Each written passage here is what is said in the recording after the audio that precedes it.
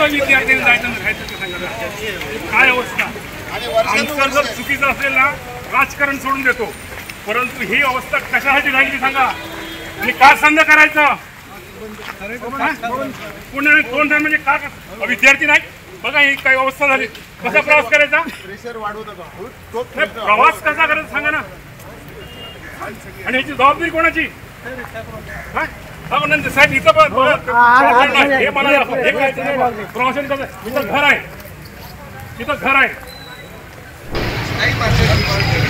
माहिती असलं ते कोणी विचारलं नाही. त्याचे रिॲक्शन काय शौचालय आता हे जे दाखवतो, हा जो दाखवतो ना, हे आजचं नाही आहे. हे किती दिवस 40 वर्ष झाली. मी 40 वर्ष इकडे काम करतो सावंतवाडीत.